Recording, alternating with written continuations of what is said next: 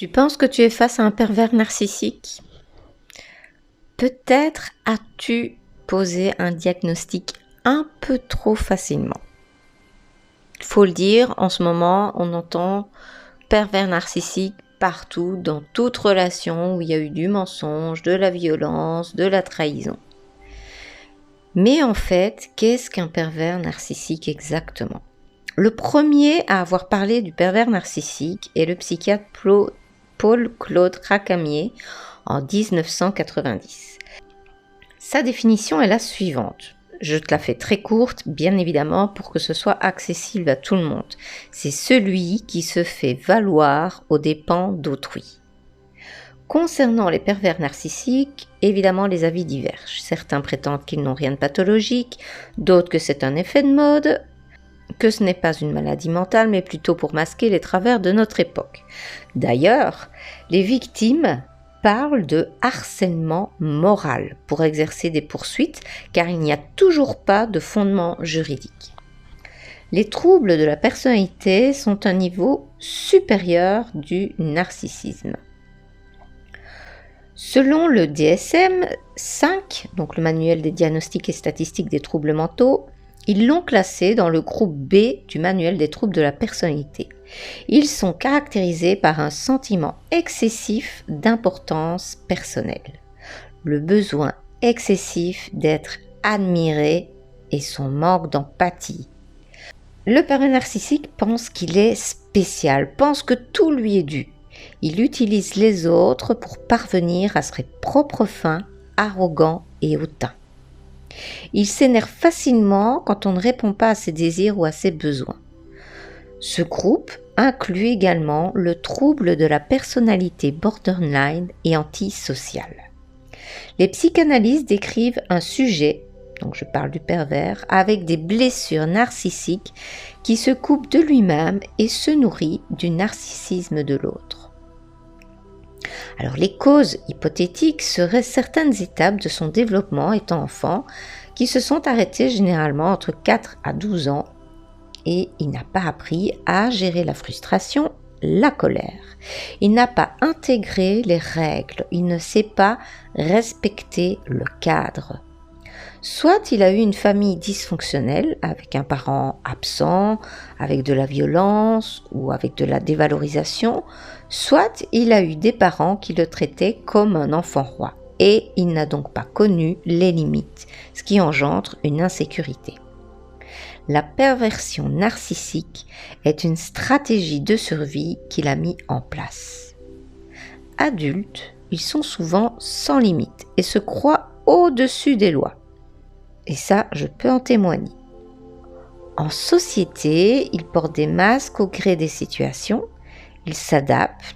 On le retrouvera d'ailleurs très sympathique, mais une fois en privé, il vous rabaissera et vous dévalorisera. Parfois, en public, pour les plus pervers d'entre eux, ils vont vous humilier par genre une petite tape sur la tête, vous bloquer la porte, vous montrer qu'il est plus fort que vous. Paul Racamier décrit le pervers comme une personne organisée et réfléchie, en évoquant un sujet qui ne s'abstient que si le terrain n'est pas propice. Les pervers savent attendre pour agir au moment opportun.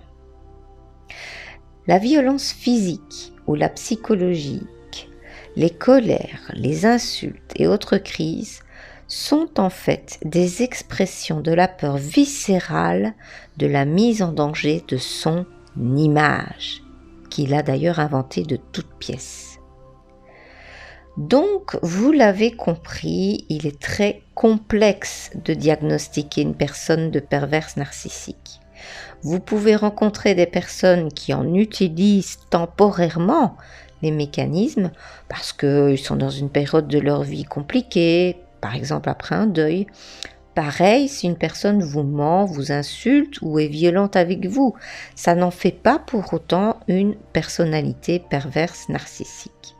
Donc soyez prudent et prudente dans le vocabulaire que vous utilisez. Pour répondre à la question que certaines femmes me posent, à savoir si un pervers narcissique peut changer.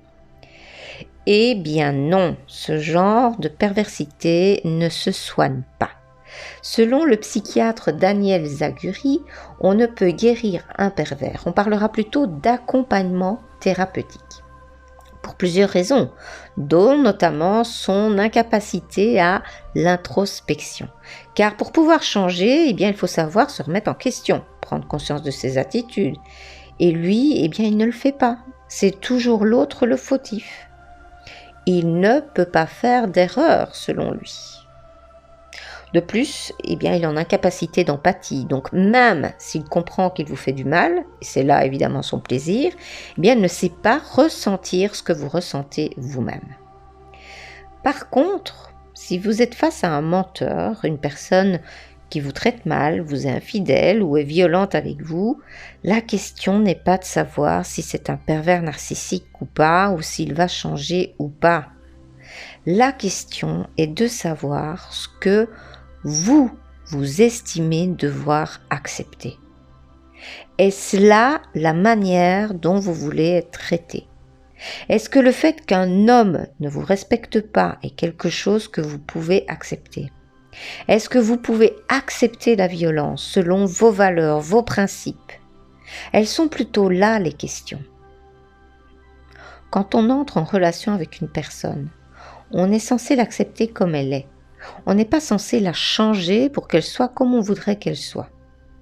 Si vous rencontrez ce genre d'homme qui vous traite mal, demandez-vous pourquoi.